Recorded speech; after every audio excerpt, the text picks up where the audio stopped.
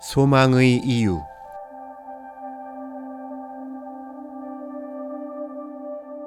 지금 세기말적인 기운이 역사의 안개처럼 덮입니다.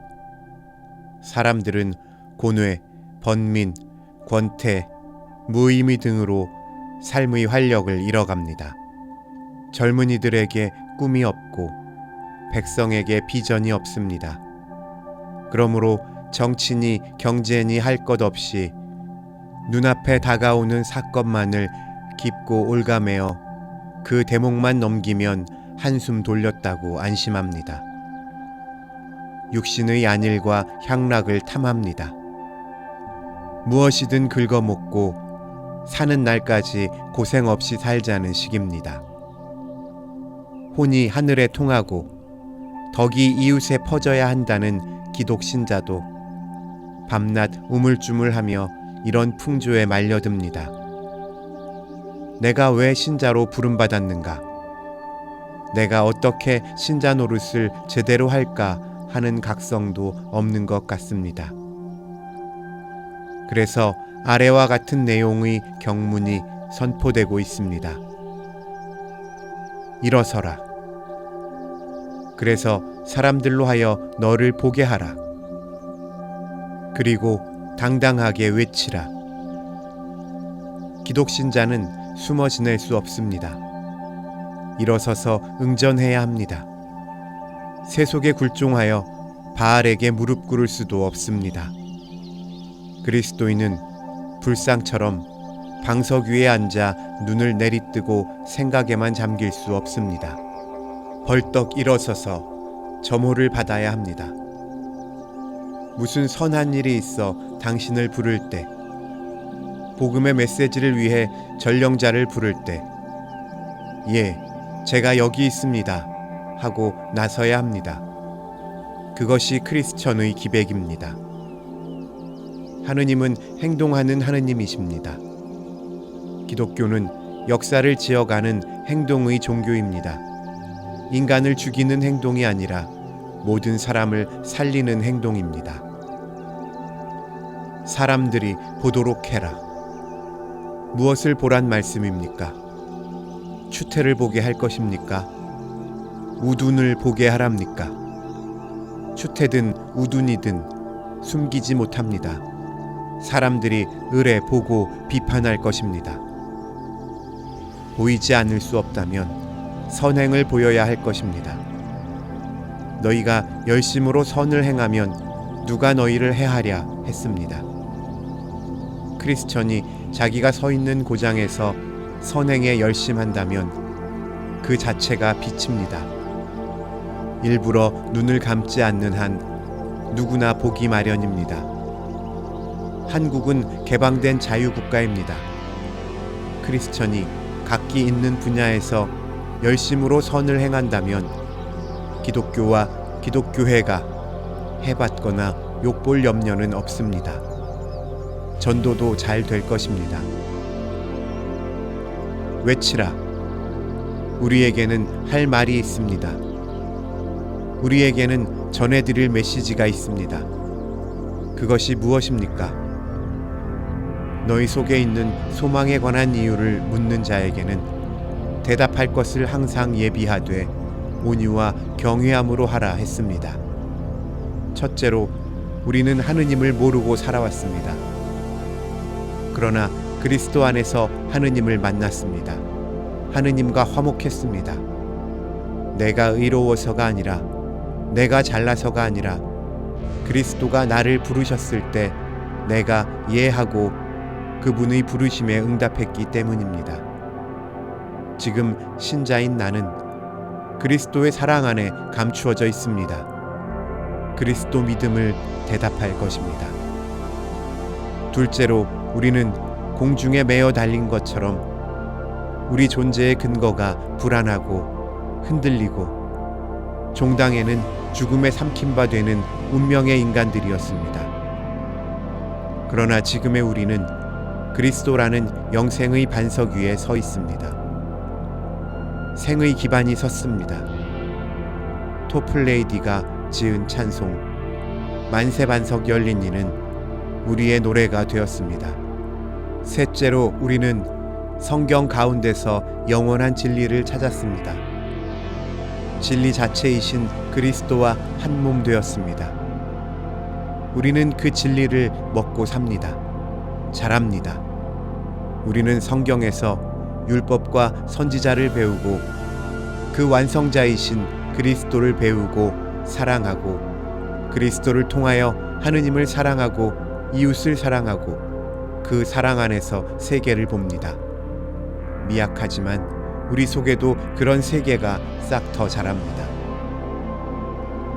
우리가 시골 교회에 가보면 초대교회의 사랑이 지금도 그 심전을 죽이고 있다는 것을 실감할 것입니다.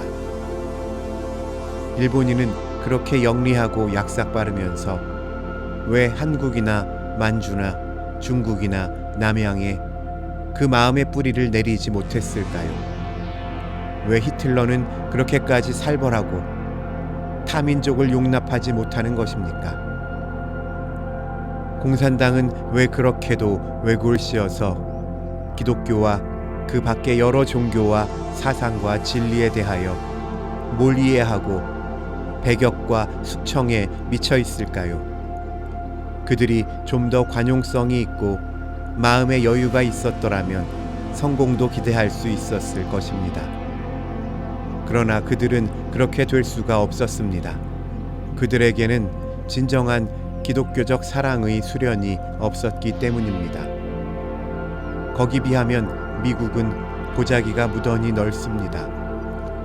끝까지 싸우면 이길 것인 줄 알면서도 어중간한 데서 멈추고 화친합니다. 원수였던 일본을 독립시켜주고 먹여주고 친구를 삼아 동지가 되게 합니다.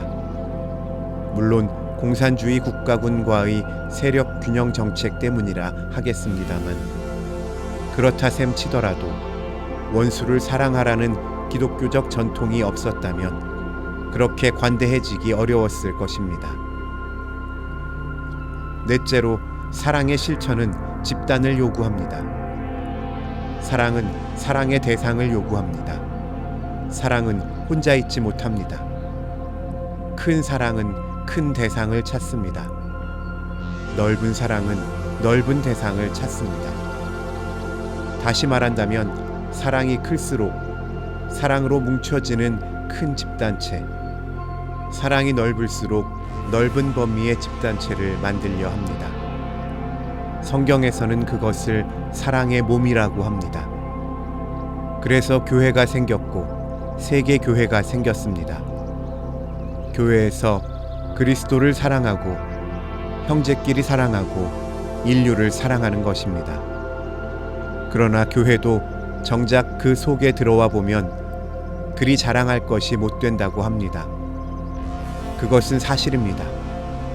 그럼에도 불구하고 교회는 그리스도 구속 역사의 본류요 하느님 나라의 교두보요 세속 속에 있으나 세속과 구별된 거룩의 장소요 사랑의 샘줄이 닿는 곳입니다.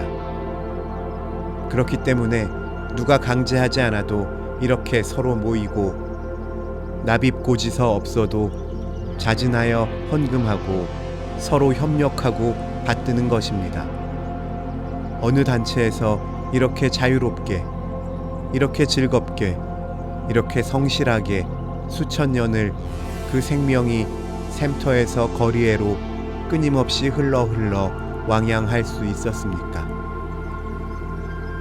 다섯째로 우리는 이렇게 교회를 갖고 사랑의 공동체를 즐깁니다. 그러나 그것이 우리의 최종 목적이라고 생각하지는 않습니다. 교회는 교회 자체 안에 그 목적이 있는 것이 아닙니다. 우리에게는 전 우주적인 속량 사회 건설의 의무가 있습니다.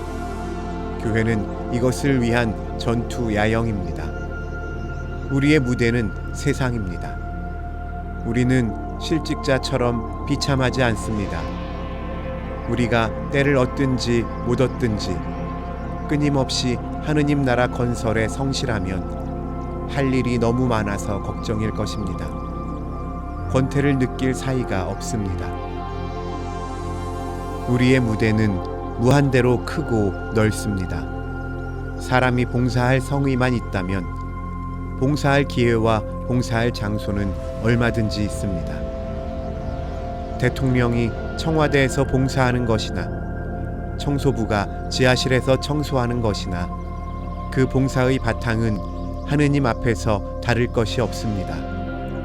목사가 교회에서 설교로 봉사하는 것이나 우체부가 집집이 찾아다니며 편지를 배달하는 것이나 하느님 보시기에는 그 봉사의 바탕이 같습니다.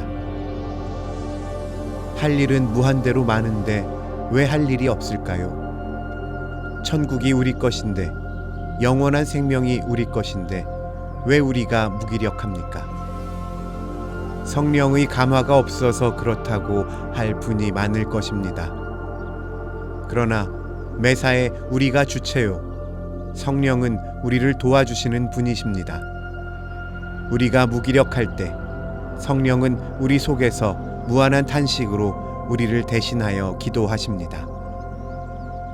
우리의 소망의 이유를 묻는 사람들에게 우리가 예비했다가 대답해야 할 내용은 대략 이런 것이 될 것 같습니다. 그리스도 안에서 나는 하느님과 화목함을 얻었다. 성경에서 우리는 구원의 이치와 하늘나라의 메시지를 배웠다. 교회에서 우리는 그리스도와 신도 각자와의 사랑의 생명체인 몸을 받았다. 이 신앙의 세계에서 우리는 무진장의 일터를 발견했다. 그러므로 나는 믿고 배우고 서로 연합하여 그리스도인으로서의 일을 하다가 내 주어진 시간이 다했을 때 영원한 그리스도의 생명의 날개 속에 감추어진다. 나의 삶은 이러하다. 나의 죽음도 이러하다. 나는 그리스도 생명 안에서 전우주적 사랑의 공동체 안에 감싸여 살기 위해, 살리기 위해 영원히 산다. 이렇게 증언하여 온유와 겸손으로 내 소망의 이유를 묻는 자에게 대답할 것입니다.